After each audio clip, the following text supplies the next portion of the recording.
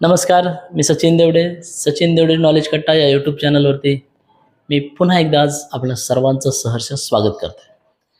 हे माझ्याच वाट्याला का, हा एक छोटासा विषय घेऊन आज आपल्या सर्वांच्या समोर आलो आहे.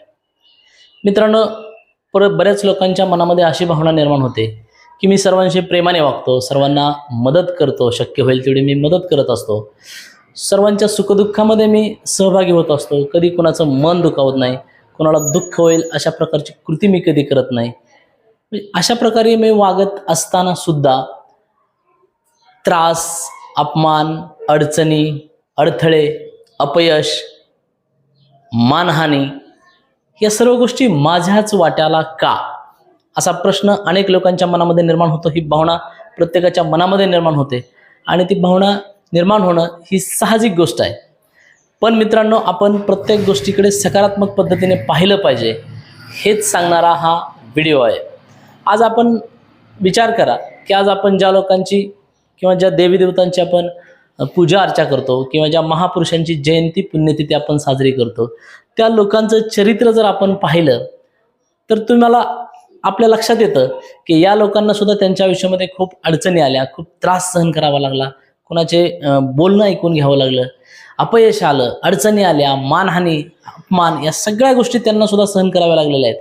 पण आज आपण त्यांचेच गोडवे गातो, त्यांच्या चरित्राचा अभ्यास करतो, त्यांच्यातूनच काहीतरी आपण प्रेरणा घेण्याचा प्रयत्न करतो. का तर मित्रांनो, या जगामध्ये एकही व्यक्ती अशी नाही की ज्याला अडचणी आल्या नाहीत, अपयश आलं नाही, मानहानी किंवा अपमान स्वीकारावा लागला नाही. अशी व्यक्ती नाही की या गोष्टी जीवनामध्ये न येता ती व्यक्ती खूप मोठी झाली किंवा त्या व्यक्तीला यश मिळाले, अशी एकही व्यक्ती नाही. म्हणून अडचणी, अडथळे जर तुम्हाला येत असतील तर ते तुम्हाला सक्षम बनवण्यासाठी, तुमच्यातल्या क्षमता वाढवण्यासाठी येत असतात. कारण परमेश्वर हा असा डायरेक्टर आहे, तो अवघड रोल फक्त चांगल्या आणि कसलेल्या अभिनेत्यालाच देत असतो किंवा ज्याच्यामध्ये त्या अडथळे, अडचणी यांना सक्षमपणे सामोरं जाण्याची क्षमता ज्यांच्यामध्ये असते त्यांच्याच आयुष्यामध्ये या गोष्टी येत असतात. आणि यश मिळवायचं असेल तर या गोष्टींना पर्याय नसतो. हा यशाचा मार्ग असाच असतो आणि या यशाच्या मार्गातले अडथळे, अडचणी पार करतच आपल्याला पुढे जावं लागतं, तरच आपण जीवनामध्ये यशस्वी होऊ शकतो. आपण पाहतो की सोनं चमकतं, परंतु ज्यावेळेस सोनं खाणीतून आपण काढतो त्यावेळेस त्याला तेवढी चमक नसते, परंतु ते ज्यावेळेस भट्टीमध्ये घातलं जातं त्याला तेवढी खूप उष्णता शोषून ते बाहेर येतं, त्यावेळेसच त्याला चमक येत असते. म्हणजेच अडचणी, अडथळे पार करत, त्यांना हसत हसत सामोरं जात, त्यांच्यावरती मात करत करत जे पुढे जातात ना, त्यांना चमक येत असते.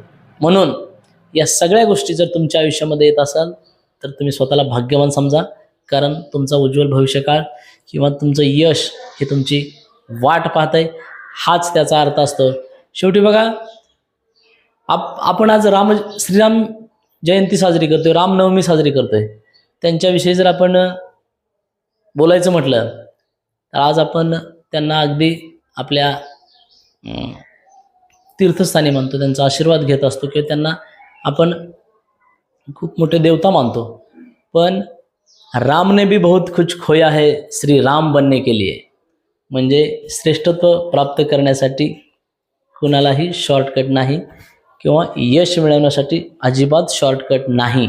म्हणून या गोष्टी जर तुमच्या आयुष्यामध्ये येत असेल तर नक्कीच तुम्ही भाग्यवान आहात, तुम्ही सक्षम होत आहात, तुमच्यामधल्या कार्यक्षमता वाढत आहेत. याच गोष्टीकडे आपण सकारात्मकतेने पाहिलं तर नक्कीच आपलं आयुष्य बदलू शकतं. धन्यवाद. आणि आता हेच माझ्या वाट्याला का, असं म्हणण्यापेक्षा त्या आलेल्या प्रत्येक आव्हानाला सामोरं जा. नक्कीच आपला उज्ज्वल भविष्यकाळ अगदी काही अंतरावरती तुमची वाट पाहतो आहे, हाच याचा अर्थ आहे. धन्यवाद.